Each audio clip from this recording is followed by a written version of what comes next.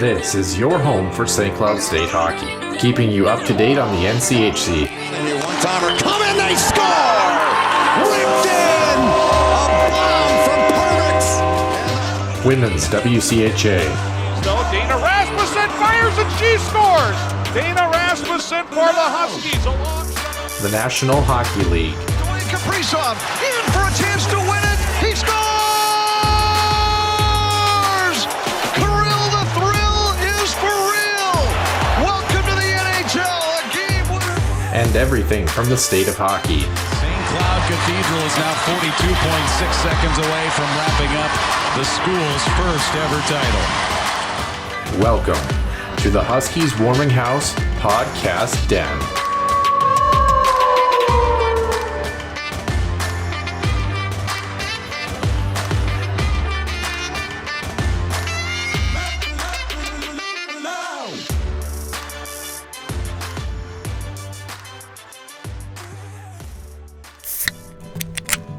The Huskies Warming House podcast is also brought to you by the Soda Pod, home of NCAA college hockey news and more.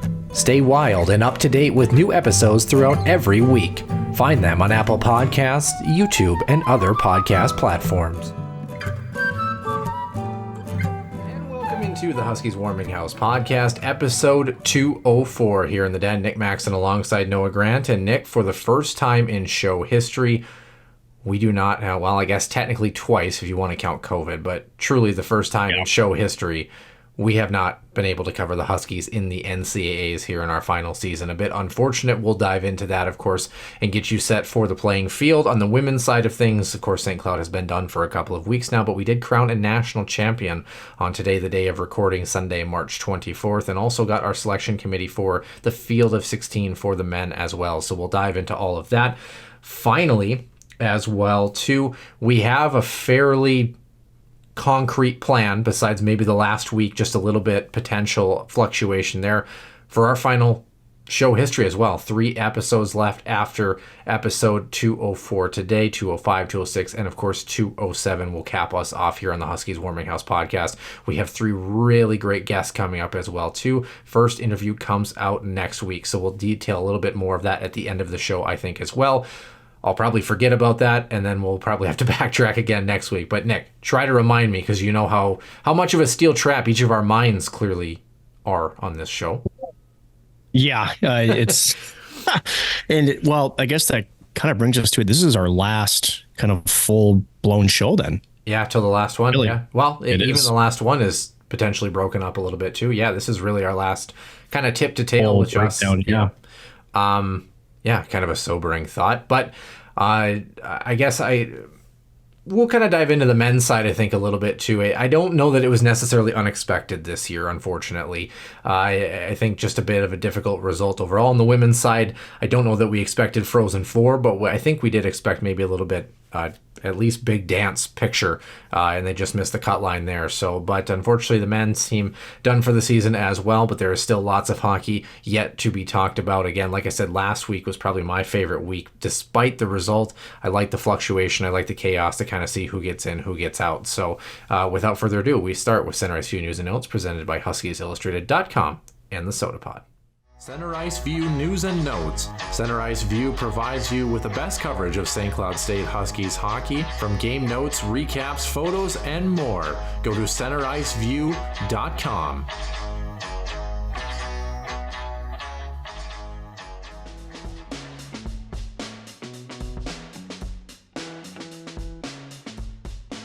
Episode 204, Nick Maxon alongside myself, Noah Grant, and Nick.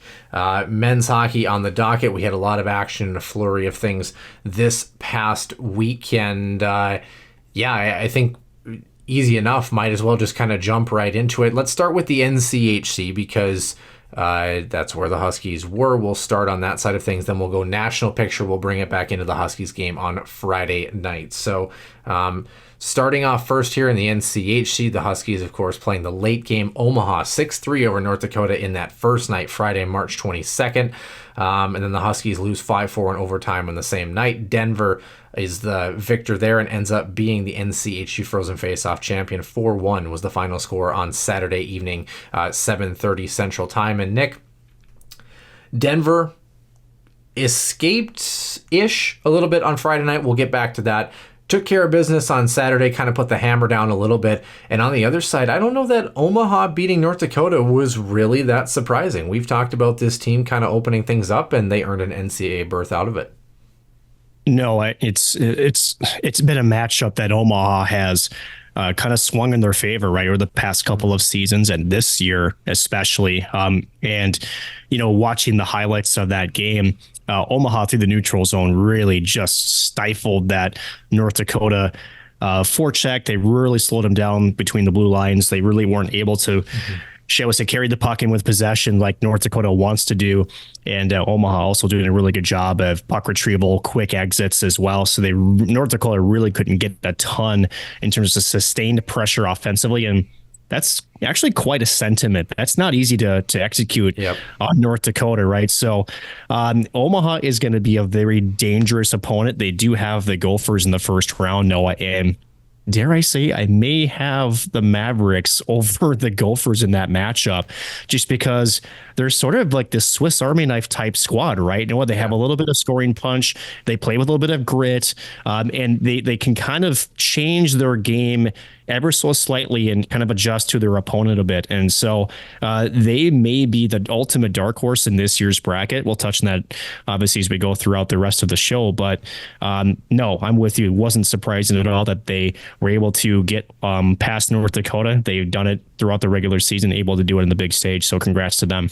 Yeah, of course, we'll talk about our brackets as well in the second half of the show. A lot of intrigue. Mine is like totally bonkers, and I don't say that to kind of hype it up. I was looking at it, for those who know you, that shouldn't be any bit of a surprise. Well, my dad made the comment to me this morning. I mean, truly, 9 or 10 teams could take this thing home this year. I mean, it is not a year where you look at maybe 4 or 5 and you say, yeah, okay, 4 or 5, maybe 6. I mean, truly, I would say close to 2/3 of the field this year, if not more, could take this thing home. So it should be really interesting. We'll get to that, of course, on the second half as well. Denver on the other side, great showing. They kind of staved off what really has been kind of their, not really Achilles heel, but has not set them up well for NCAA tournament time. Good to see them kind of push back, get the job done in the NCHC Frozen Faceoff. So we'll come back to that. We'll touch on that in just a second, how good Denver really was, because they were the better team on Friday night by a mile score. Not really indicative necessarily of the pace of play. Elsewhere, though, Hockey East, of course, BC 8-1 over UMass, who was very lucky to get into the tournament for a variety of reasons. BU 4-1 over Maine in that first night. The big upset really put Huskies fans on edge in general, but really kind of shook a lot of things up for a lot of teams. St. Lawrence 3 coming in at 45 in the pairwise, Quinnipiac 0. On the other side, Cornell beating Dartmouth 6-3. And then in the CCHA on that Friday night, Michigan Tech 2-1 over Bemidji. We both had Bemidji, so Tech able to sneak in with a good goaltending duel that Tech is going to need heading into this upcoming week if they want any sort of chance against the number 1 team in the country. But Nick, I kind of want to talk about this because that top score up there, UMass just eking in by thousandth of a percentage point ultimately in the pairwise, getting stomped by BC, which I guess if you're going to get stomped by any team, the number 1 team in the country is not a bad one to get beat by. But nonetheless, I got to be honest, and I know we've talked so much about the pairwise and, the purpose of it and that sort of thing. I think a lot of people are going to share this sentiment as we did as well. Boy, to see Colorado College not get a chance this year is really kind of a gut punch. I thought, numbers-wise, loss against high-ranking opponents versus low-ranking opponents, and then wins on the other side of that against high-ranking opponents. Really the saving grace for UMass was having the 2 best teams in the country in the mix. BC, BU, seeing them 6 times. In my mind, and if I'm blindfolded and you're reading off the records to me, pace of play, second half of the season, if it wasn't for the math, it's the CC Tigers in my book all day. They truly deserved a shot this year, and they're not going to get it. No, and that sort of opens up the second conversation that we've hit on a couple of times, right, is does the field need to expand now? I think it almost shows that I think now that it seems like the parity of the league has actually started to grow a little bit. Yep. You said it yourself, 8 to 9 teams that have a legitimate chance to find a pathway towards St. Paul and eventually host the national championship trophy. I truly feel you could add 4 teams here. I really, really believe that. And at the end of it, I'm 100% with you. The Tigers, to me, better matchups, better opponents. Again, you're talking about thousands of a point. You're talking, 1 point, 1 overtime win versus 1 overtime loss, maybe. Yeah. That swings the needle for him. It's that close. And for Chris Mayotte, who, by the way, won the NCHC Coach of the Year, very deservedly so. Again, one great human being. What a job he's done. I know we keep pumping their tires, but they deserve every single, ounce of it, honestly. It does suck. I do feel like that CC deserved a chance as well. But unfortunately, the way that this thing is set up, right, it's the math. It is what it is. But I think also now with home regional sites maybe coming into the conversation, keyword maybe, hopefully, but also college hockey continuing to grow. And also seems like the talent level continues to get better as well. I think you put everything together, Noah, I do think it's time to add some teams that would have taken away, shall I say, the conversation last year about Alaska. Yeah. It would have taken away the conversation we're having not only about Colorado College, but also St. Cloud. Technically, they would have been in the tournament had we had a field of 20 as well. So, granted, and probably you're thinking couple play-in games essentially. Yeah, I don't even want to think about putting that. I don't know, together with 6 teams. No, NCHC. No, but but at the end of the day, right? I think to your point is that's where when the math is that close, what it tells us as hockey guys, and I think for those who are watching, listening to the podcast, who I think follow the sport pretty intimately, is that sometimes the math doesn't always tell us the whole story. It tells us wins, it tells us losses, it tells us a little bit of the comparisons, but sometimes it doesn't tell us maybe when it's a slim of a margin who deserves it more. At the end of the day, I don't know. I mean, here's your margin here. So if you're CC, your losses for teams that were behind you at the end of the day, St. Cloud was one of them. Duluth is the other. They had if there was one team they really kind of struggled with, kind of behind them in conference play, it was the Bulldogs for whatever reason, which is funny because in years past, CC has often played spoiler the other direction when those Duluth teams have been very good. Arizona State lost to them. I think they finished 19, so not really that big of a bearing. And then I don't know, even though they're not really a tournament team, Augustana was at 41, and they did lose to Augustana early on in the year. On the other side, so you could blame UMD again, because if you think about it, St. Cloud getting swept, and if CC can't beat St. Cloud loses to UMD again, just blame the Bulldogs. Where I think we've kind of been in that sentiment the last couple of weeks. Yeah. Math makes sense to me there. I mean, honestly. Well, on the other side, I don't know, but that's tough. Well, on the other side, if you're UMass, Vermont twice you lose. Vermont was like mid to high 30s. Clarkson was at 35. Merrimack was somewhere around that same spot as well. And then UNH, also a loss to New Hampshire as well. I mean, it's like you just list off that grouping, and those are all like mid to high 30s and 40s, high 20s teams. It just doesn't sit right to me. I'll be honest with you. And I know it's math. I know it's the comparisons. I know that there's a lot of sentiment to all these teams ending up getting a crack at 3 or 4 of the top 10 teams in the country, which makes a massive difference. But yeah, I really feel for Tigers fans. But doesn't that share the sentiment where St. Cloud is at to a degree, is, especially early in the season, right? The non-conference. I mean, look what happened last year. St. Cloud had a really good non-conference schedule, kind of struggled in the NCHC, but it was that non-conference record, which kind of buoyed them in that top 10 and gave them that at-large bid. Granted, they went on to win the NCHC tournament, so they got an auto bid, but really they were still kind of a tournament lock because we got to that point in the season anyway. But it shows that, I mean, CC had kind of a slow start, right? And, St. Cloud did as well. And if you break it down with some of the struggles in the second half with conference play, where CC was soaring, right? They were the hottest team. I think they went as high as either 10, 11, maybe even 9. Maybe they didn't crack the top 10, but that's where those things become a big anchor, right? That shows you how important those first few weeks of the season are. And unfortunately, both our Huskies and the Tigers, again, a team on the rise, it came back to bite them at the slimmest of margins. That's unfortunate. Yeah, well, and I know people want to talk for the Huskies about the Duluth series. The one that I really go back to that really actually kind of maybe shot St. Cloud in the foot. How about getting swept by Mankato, who was not anything crazy early on in the season? WCHA, yeah, correct. Certainly doesn't bode well. But on Saturday, nationally, of course, as we mentioned, NCHC-wise, Denver taking care of Omaha.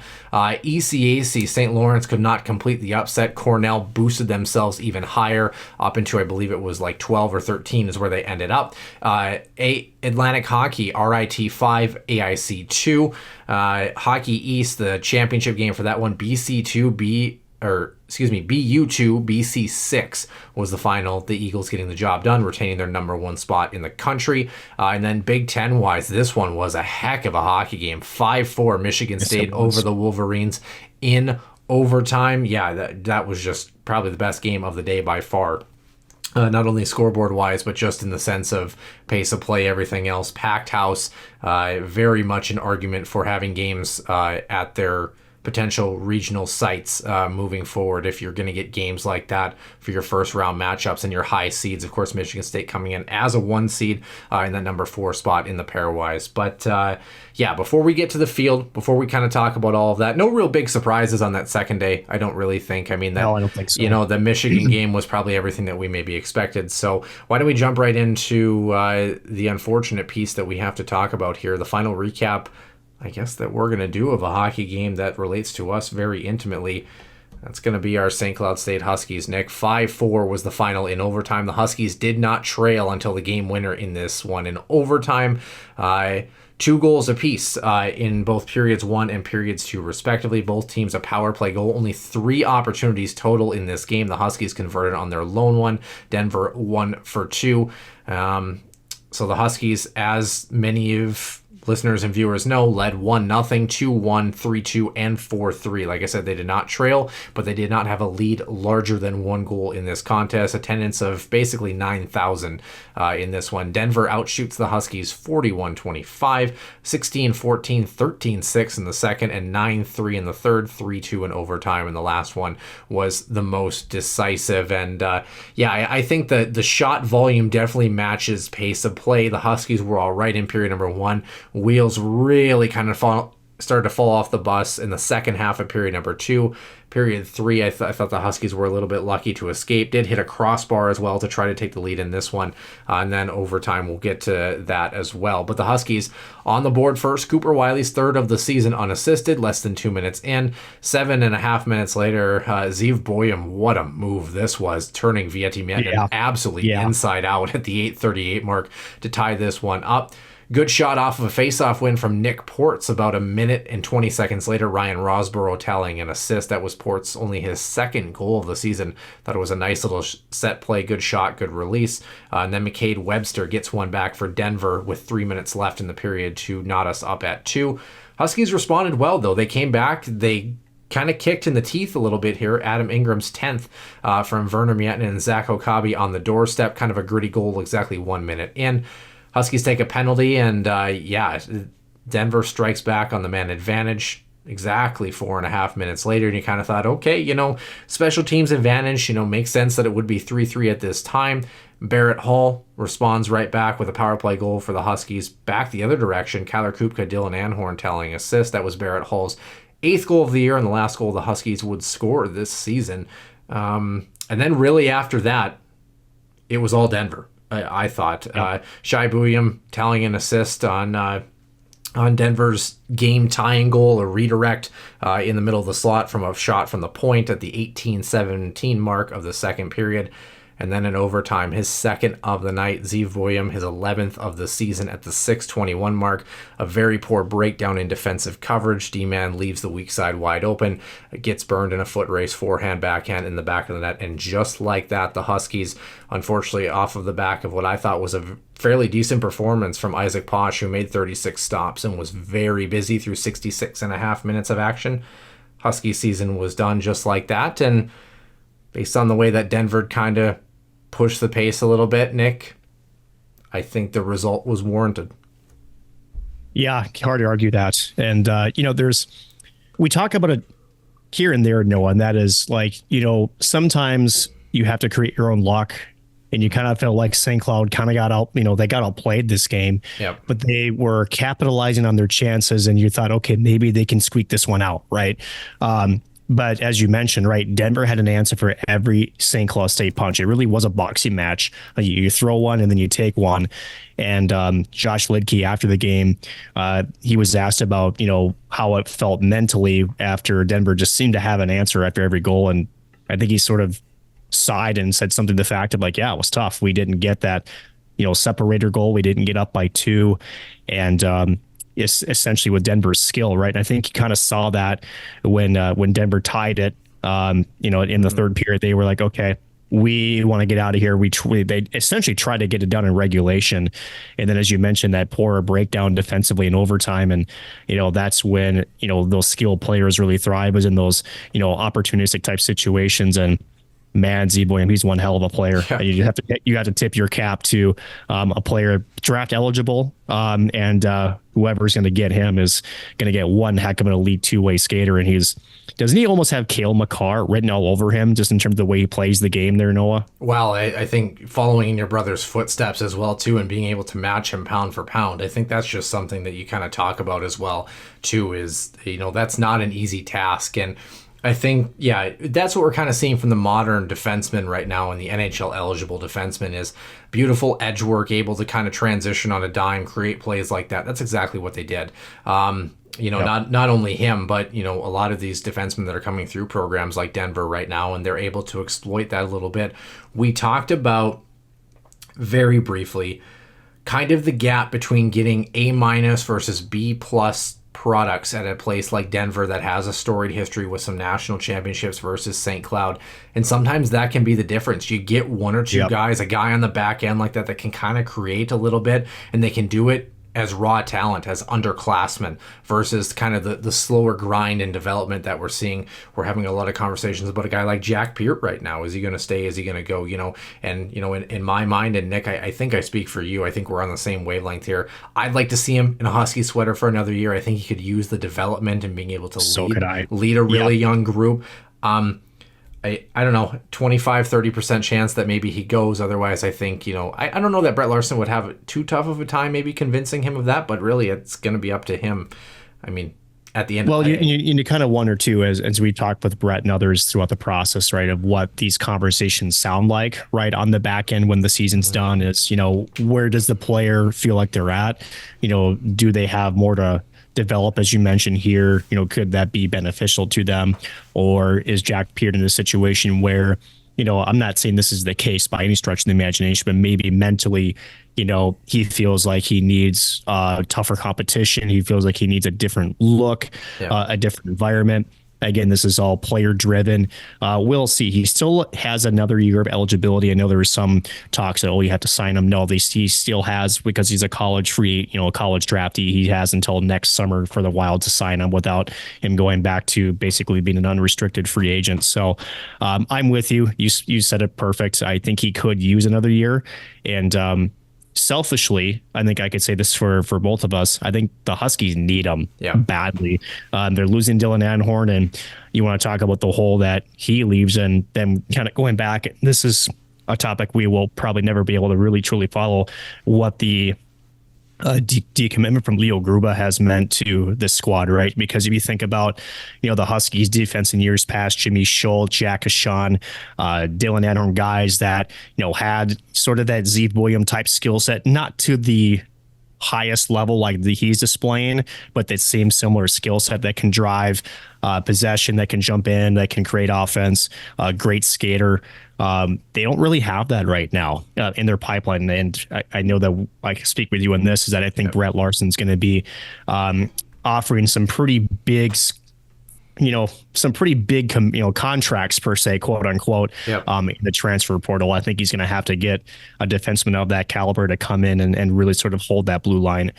So we'll definitely keep an eye on that as fans throughout the offseason. Yeah, and I really hope Dylan Anhorn gets a shot at the next level too. I think that's the other thing. He certainly deserves it. Mighty impressed with the way that he was able to fill that void for the Huskies for 2 seasons despite injury last year. And speaking of our Huskies, very quickly, let's take a look. We kind of talked about it. One of the big issues for St. Cloud, unfortunately, wasn't all on the goaltenders, but Dominic Bassi did not see action basically down the stretch. A 2.75 goals against and an 8.96 save percentage. Isaac Posh saw 14 games this season, 5-6-2 on the season. I mean, not too bad for a freshman, honestly. A 9.01 save percentage and a 2.93 goals against. I mean, I think he's not terrible. Yeah, I think he's going to. That's not terrible for a freshman. Yeah, he's certainly going to grow. And of course, James Gray saw 1 game, stopping 21 shots, had a 9.55 in that lone contest. If you're looking at our Huskies, by the way, your overall leader was Vieti Miettinen on the season, had 35 points on the year. And no surprise, he had a great bounce back year. 20 goals in the season, nothing to scoff at. I thought he was very, very good this season, a very good bright spot for the Huskies. Dylan Anhorn, as we mentioned, 33 points from the defenseman, 27 assists, paced the team with a best mark in that particular category. Kyler Kupka, the graduate forward, had 32 points. Adam Ingram, the sophomore, with 28. Again, very good to see a young player in that top 5. Zach Okabe rounding out that group with 24 points, respectively. Brother Werner, by the way, going to be a sophomore next year, had 23 points. Tyson Gross, the last to tally 20 points, was red hot down the stretch for him. We mentioned guys like Jack Peart. He had 14 points in the season, and a lot of these other guys. I thought we talked about maybe somebody that needed to make a bigger jump this year. I think next year the Huskies would like to see more out of Ethan Aucoin, who's going to be a junior. Nick only saw 19 contests for him, 6 points in the season. Curious to see as well. Barrett Hall, 16 points for him, started off pretty hot and then was kind of going through some growing pains in the second half of the season. So a lot of bright spots for the Huskies, a lot of bodies that are still going to be leaving as well too. And ultimately, Nick, and we can obviously dissect this a little bit more as we go through the final couple of shows here, but this men's hockey team really had shades of our first year covering the group back in 2020. Certainly, I think tip to tail with the ebb and flow of the season, and I don't like to say this phrase, but I want to be truthful. Probably the weakest team that we've seen out of the previous couple of groups that we've had. Just wasn't able to find the right connection, the right chemistry at the right time. Didn't feel like this group had a whole lot of pushback. And, for them to get within a stone's throw of getting to a Frozen Face-Off championship against an Omaha squad that the Huskies probably could have had a fair crack at, I think overall the pushback late was still all right. They hung in a hockey game they didn't deserve to win, ultimately lost it in overtime. Just a little bit too little too late. Disappointing finish. Kind of one of those years where you kind of salvage the positive, reset, regroup, and the Huskies are just going to have to be better next year. It was a very, very mediocre, middle of the pack, top 20 season. I thought the puck didn't lie this year in favor of where the Huskies played for where they ended up. No, and I don't think you are wrong in anything there. And no, I know you go back to, again, the non-conference action. We were really scratching our heads with the start of the season with the Huskies. And, I think we even had questions there about, what this team was going to look like. They had a week off. They seemed to hit the reset button, went 7-1-1 in NCHC conference play. Really felt like they got their legs underneath them. And then for back-to-back seasons, and granted this year's different, they had the injury to Anhorn last year, and then they went on a tear, won the NCHC championship before going to the NCAA tournament. they didn't have that same pushback this year. I really felt like, and I'm not sure if this is the best way to phrase it, but it felt like Brett Larson, you looked at the lineups, they were, especially toward the second half, he historically has really set lineups and like to be consistent with those lineups. We never really saw that this year. We saw a lot of jumbling, we saw a lot of moving parts. And, again, as a coach that, will always, stand up for his players and never call out anybody really specifically, sometimes the talk is in the line charts, right? And you got the sense that there were players that, would be on a weekend and then that next Friday would kind of take a step back. You just never really got that consistent play up and down the lineup that you probably would like to. Yeah. We talked about the struggles in between the pipes, right, with Dominic Bassi. Again, never called him out by name, but you saw the switch, probably February, end of January, early February, where he really leaned more towards Isaac Posh. So to me, the writing was on the wall there, and he was just trying to find something that he can throw out there and feel confident in it, right? So it was tough. And you looked at the NCHC highlight package from the previous year, Grant Cruikshank, Yami Kronola, guys that were just mainstays in the lineup that you knew, even if they were off for a weekend, they were going to regroup, rebound. The other thing, too, and this is my final point, not to take anything away from Isaac Posh, very young in that situation, and it's good for him to have that experience. I mean, against Denver, he looked young. You know what I mean? There were times where you kind of just watched him and his movement, and it just not crisp in terms of that. The second goal that Denver scored off the end wall was a bit of a tough one, even though the defenseman doesn't close the gap quick enough. Just little things like that you don't really notice your embarrassment of riches per se. And let's be honest, for the past couple of years, the Huskies and, the fans have been treated to some really good hockey. And the fact that we're disappointed about a mediocre season in which a team finished 16th in the country tells you the expectation and the standard that has been set since Brett Larson came into this program. So just little things like that, though, that you don't really notice you're missing until you start to miss them a little bit or they start to kind of stand out. So going to have to be better next year from the Huskies on the men's side. If they want to, of course, make the big dance, why don't we take a look at the field of 16, give our predictions here for the upcoming NCAAs and Frozen Four, and then very briefly talk about some women's hockey and a very exciting finish on the national championship stage on the other side of things. So, Nick, let's pull up the graphics page here. We've got, of course, no reseeding when you end up going to the Frozen Four, so we can go straight on through here. Brackets, of course, and matchups came out earlier today on Sunday. Let's talk about the number one team in the country, the BC Eagles. They will get the 16 group, the CCHA auto bid. Michigan Tech, who narrowly beat Bemidji to get their opportunity. And on the other side of things, Wisconsin, who has been floundering since about mid-February, gets Quinnipiac, which was riding high at 6 in the country and dropped a couple of spots after that loss to St. Lawrence. Puts them in a very awkward position where the Bobcats need some confidence to get back. The Providence Regional in Providence, Massachusetts, they start on Friday, March 29th. The winner will get the Maryland Heights Regional winner. Nick, let's just start from this direction and work our way inward here. BC, Michigan Tech, any question about that one? No. It's going to take a massive goaltending performance from Pitola, the graduate netminder, if Tech's going to have any sort of a shot. I'm going to say that it's probably going to be a 3 or 4 goal spread if BC imposes their will the way we expect. I agree with that one. On the other side, Wisconsin, Quinnipiac, the 4:30 late game. This one's a little bit more interesting.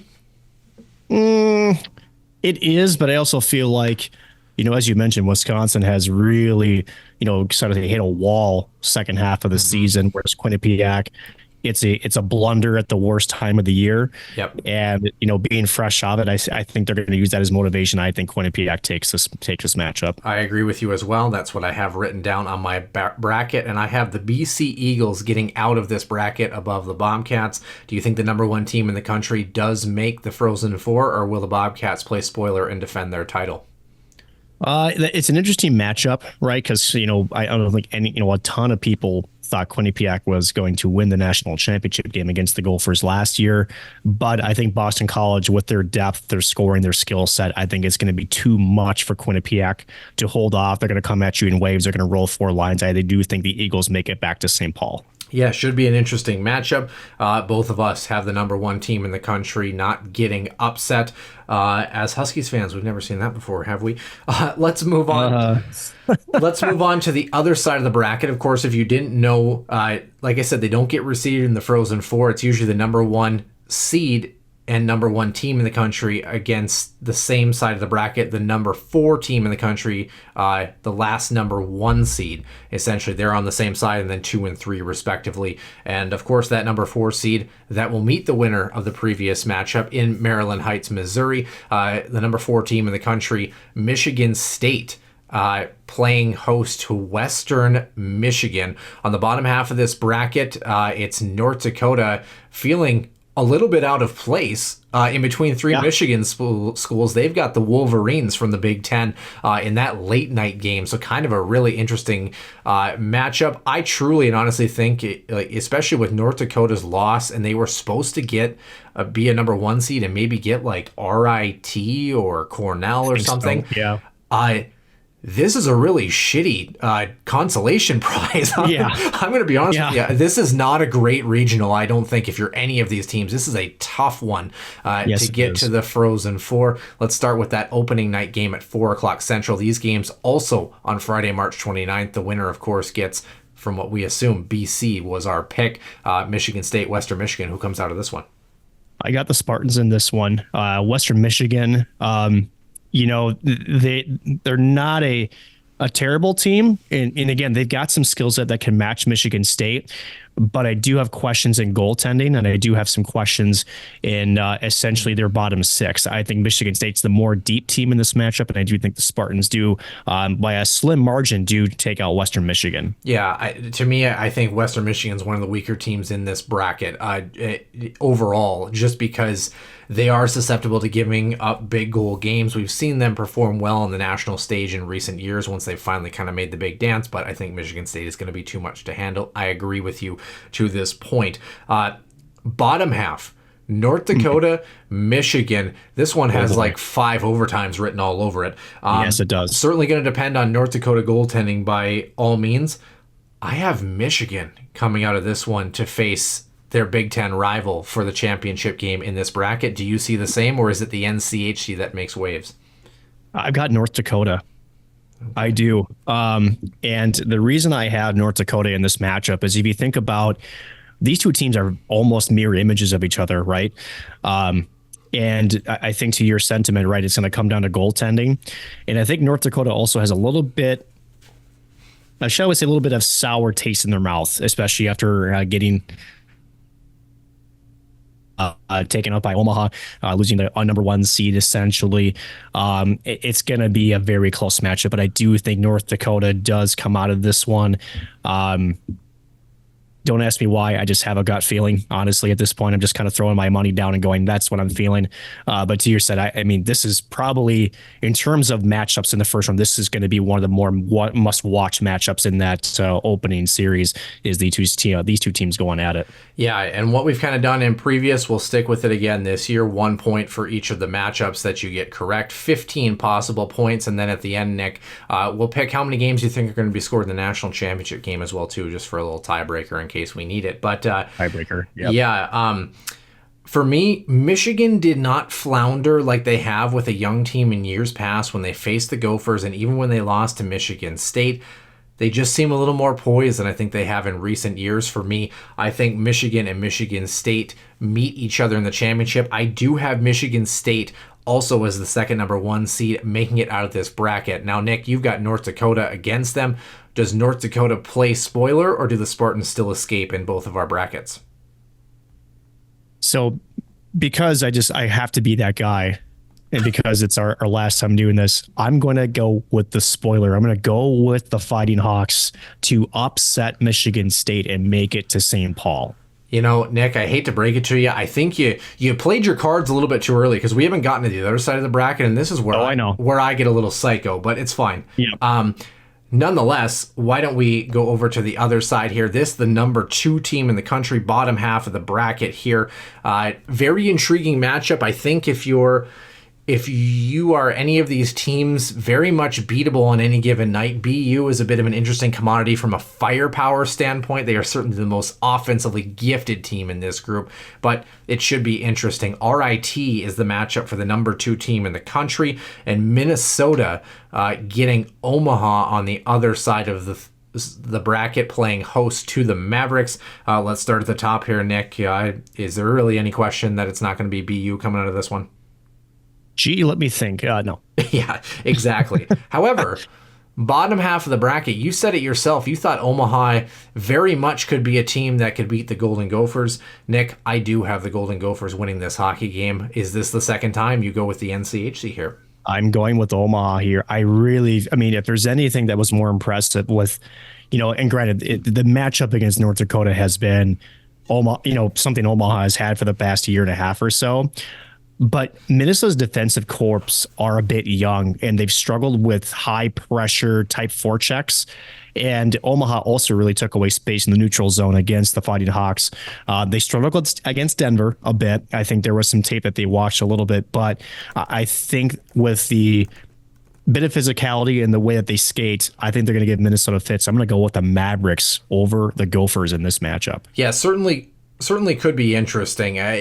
This Omaha team has very much played X Factor wild card spoiler all season long. They certainly have another opportunity to do that again, and I don't doubt it in the least. They've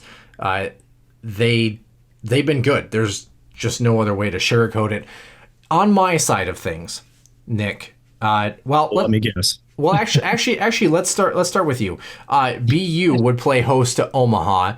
Does Omaha continue the trend, or are the Terriers just too good? Oof. This matchup is interesting, right? Because you got Omaha, which can do a little bit of everything. Boston U is, they packed the fireworks, in terms of offense. I do think the Terriers will be too much to overcome for the Mavericks, and they will punch their ticket to the Twin Cities. Now, Nick, I'm probably going to piss a lot of people off here. You're going to go with the Gophers. I have the Gophers upsetting the Terriers. And here's the thing. There has not been a whole lot of talk about Justin Close this season.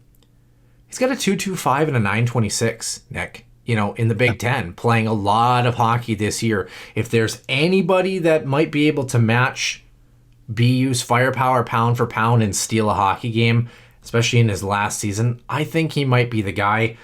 Call me crazy. I have the Gophers making it to St. Paul and defending on their home turf, which is... It's not impossible. And that's the crazy thing, like you mentioned about your dad's comment, 8 to 9 teams. This is not like when we say these are crazy picks of underdogs. They're really not that crazy to begin with. They really aren't. And you kind of wonder too with the Frozen Four being in St. Paul. Gophers would love. They've had some good, shall we say, energy when they've got to that building in years past, and you kind of wonder if that's going to be in the forefront of their minds to get back there and see what they can do, hopefully for 2 more games to finish out the regular season. Final part of this bracket here, Nick, and I'll be honest with you, I still do have another upset coming here, and it creates a matchup in St. Paul that I think you're going to like if you're a history buff by any means. But let's start with the last part of the bracket, Denver and UMass. UMass, of course, the team just squeaking in ahead of Colorado College. Maine as the top group, and Cornell on the bottom side. I have Denver beating UMass. I don't see the strength of that UMass team, and I think the Pioneers are going to be good enough to get out of that first matchup. Yeah, I don't have any arguments against that. Denver is playing good. Massachusetts again snuck in by decimal points. Yeah, fractions of a fraction. To me, congrats, they got there. So here's your ribbon, here's your banner, hang it up, but that's about all she wrote. Denver's going to take care of them pretty handedly. Yeah, this regional, of course, in Springfield. This one starts on Thursday, March 28th. They get the winner of the Sioux Falls regional that we just talked about, also starting on Thursday as well too. So this side of the bracket starting a day earlier. And the last matchup in the country here, it is Maine and Cornell. I have the Black Bears not only coming out of this matchup, Nick, I have them beating Denver. Ooh. I have the Black Bears. I don't have the Black Bears going to St. Paul. I've got Denver. Yeah, as I anticipated, I figured you'd have a little bit of a difference here. If you're looking at my bracket here, which you'll have to remind me, just making sure of your picks, your only upset, really, you have 3 number 1 seeds going and then North Dakota. So makes things a little bit easier on your side of things. If you're looking at the Frozen Four bracket for your semifinals and championship, again, we do not cross over. We do not reseed. So on my side of things, Nick, if you're a history buff on anything, of course, these games 2 weeks later, playing on the 11th, which is a Thursday, and the 13th is the championship game on Saturday of April. I've got Maine and Minnesota.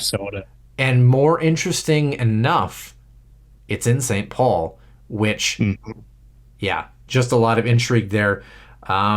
You've got BU and Denver, so let's hear your picks. Where do you have between the number 2 and number 3 teams in the country? So, it'd be BU and DU. Yep. Oof. This one, I'll put you this way. I really went back and forth on this one. Really, really did. Whichever team ends in a U, I'd pick them. Yeah, pretty much. Really, really was tough, for that last letter there. No, I'm kidding.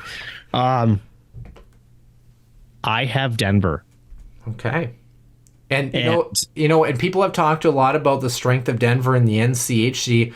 In years past, they've kind of whimpered at this time of year. It kind of feels like this season might be their first real push since they won a national championship about 5 or 6 years ago. 5 or 6 or 2 or 3?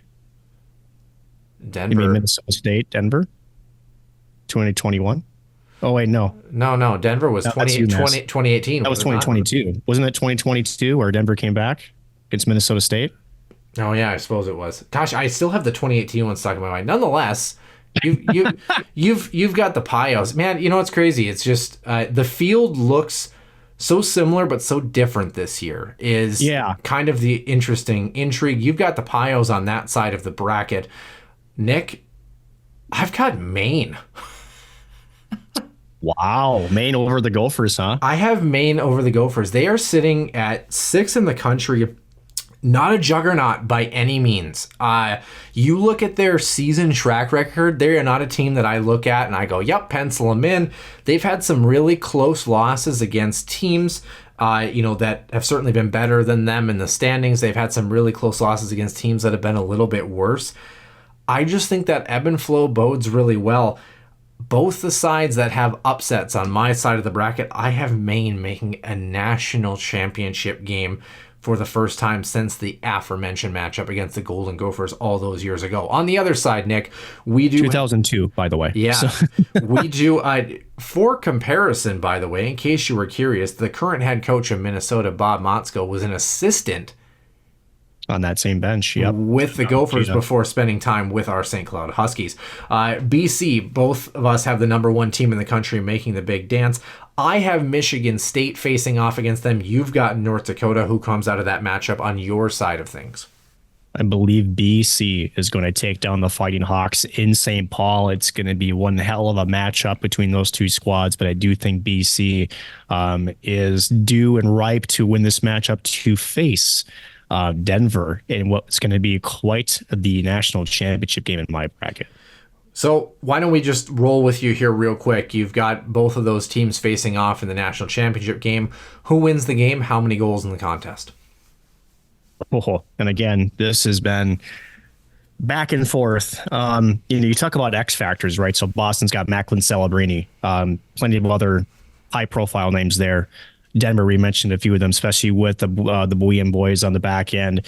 Massimo Rizzo is supposed to be potentially available by this time.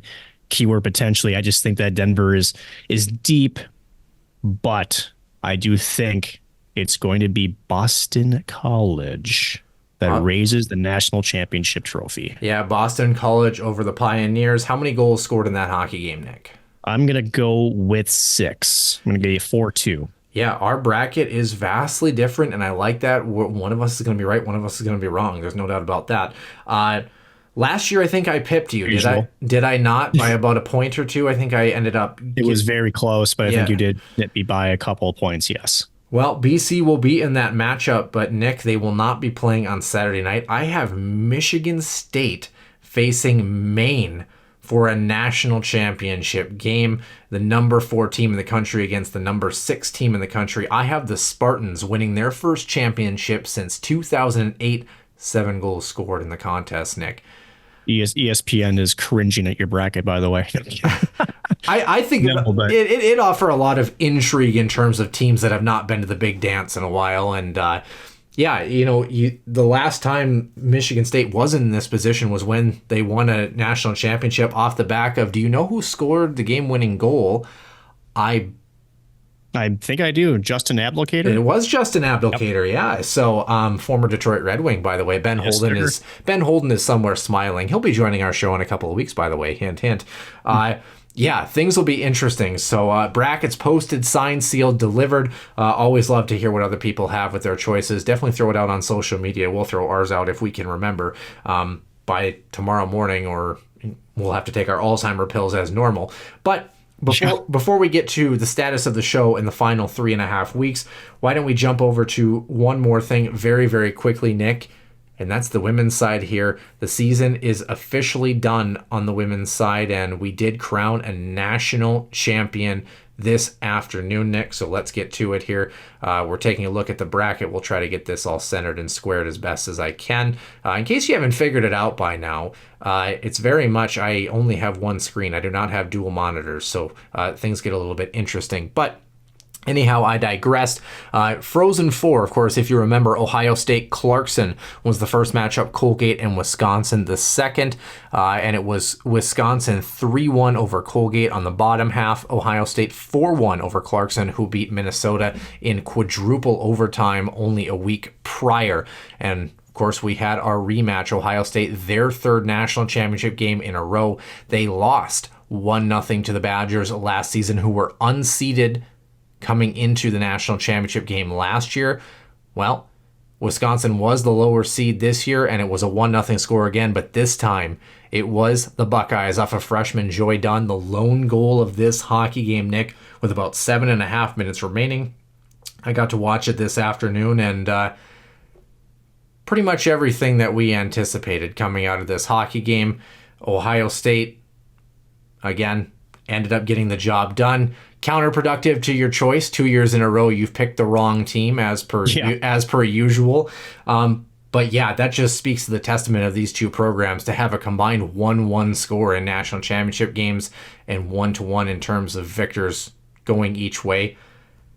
Couldn't ask for a more perfect finish, I don't think, between two WCHA squads. Top 2 teams in the country going at it. And Ohio State, congrats to them. Well deserved. And what a wrister from Joy Dunn, too, who I got to see her play throughout this season. One heck of a hockey player. And that was late in the third, too, about 7 and change remaining in the hockey game. And, so you take all that time before then, right? It was a battle back and forth, chances both ways. And it just shows you what it takes to not only win the national championship, but to beat one of these WCHA teams. And again, low scoring affair. Both teams played really well, good tight checking game. And then just a C&I shot that found just that little bit of room on the opposite side of the net. Just shows you what it takes to get there. And, again, congrats to Ohio State. Wisconsin was right there. Just couldn't beat the goaltender for Ohio State, who ends up winning most outstanding player of that tournament, by the way. Yep. So you talk about, St. Cloud and, just kind of a final thought here, their goaltending, right? You just figure if St. Cloud can just continue to build that talent pool in front of them, the recipe is there, right? You got to build from back on out. St. Cloud just still has a little bit more bricks to lay in that regards, but they're definitely on their way to do so. Certainly would agree, Nick. And great season of women's hockey. A lot of parity at the top there once again. And unfortunately, our Huskies did not make the big dance, but good showing by the WCHA, showing their strength and mettle. Do not forget, the team that just won a national championship had only 2 losses, of course, over the course of that stretch in the WCHA. The Huskies were one of them. So talking about the strength of our program. Final thing to kind of discuss here on the Huskies Warming House podcast. Nick, I didn't forget it. How about that? So in case you were curious, this is what we've got going on here in the last couple of weeks. First two are relatively set in stone. It'll be the final show that might have some sort of fluctuation. We'll tell you why here in just a few moments. First plan here, of course, episode 205 coming out next week. Plan is to hopefully release as normal on Tuesday morning, April 2nd. That, of course, we'll talk extensively about what happened in the NCAA round of 16. And then we're going to take a discussion with essentially the backing that got this show started, co-sponsor as well from Center Ice View and Huskies Illustrated, Bill Prout. We had a great discussion about him as we close our time here on the show, and our partnership, at least in the public realm, with him, and of course a great relationship that continues privately. So April 2nd, Tuesday, as relative normal, so to speak. Following week, episode 206 will come out on Monday, April 8th. Ben Holden will be joining us on that one, and we'll give our Frozen Four predictions as well too, as we head into National Championship Week on the men's side of things. So stick around for that. That was a great discussion, very wide open and very off the wall as we normally are. Yeah. Former co-host of the show as well too, so it was great to catch up with him and hear what he's up to. Of course, he had the CCHA championship game last week against Tech in Bemidji, so fun discussion as always. And last week will, of course, be the week of April 14th through the 20th. 21st is that following Sunday. One last guest yet to actually schedule for us right now. So Brett Larson, of course, will join us as well. Initial plan for us right now, record Tuesday, April 16th, and release the show on that Wednesday for our final show on the Huskies Warming House podcast, episode 207. However, the small little caveat to that is the weekend of the 19th and 20th, at the tail end of that, there is a potential possibility that the first round matchup in the NAHL might be that the St. Cloud Norsemen will visit the Minot Minotauros for that matchup. And of course, Nick, that would mean you would potentially be in town for that. If we evolve and know a little bit more about that, I think it would be only fitting for our last show to be together if that is the case. So that could change things a little bit. But I would say, at minimum, by April 21st or 22nd, the show will be done and the last episode will be out. So the last week might be a little bit different. Check us out at Warming House Den on Twitter to kind of keep in with all the details and all the latest, because we'll try to update as soon as we know. But Nick, great discussions with Bill, great discussions with Ben, and then of course getting Brett locked down one last time here on the show. Any parting thoughts as we head into the final month of the Huskies Warming House podcast? I think we'll save some of that as we go throughout the line, but definitely excited to see the tournament begin. I think this is always, for a college hockey fan, this is our favorite time of the year. Let's see what chaos ensues. We'll see, hopefully, no big 8-1 blowouts in mass like we saw last year. Hoping for some good hockey, and more so we'll be able to break down the teams that are headed back to St. Paul for the Frozen Four in a couple of weeks. So we're just excited to see some good hockey being played, and more so to see who is going to be crowned at college hockey champion here in a couple of weeks. Should be good. That will do it for episode 204. For Nick Maxon, I'm Noah Grant, and we will see you soon in the den.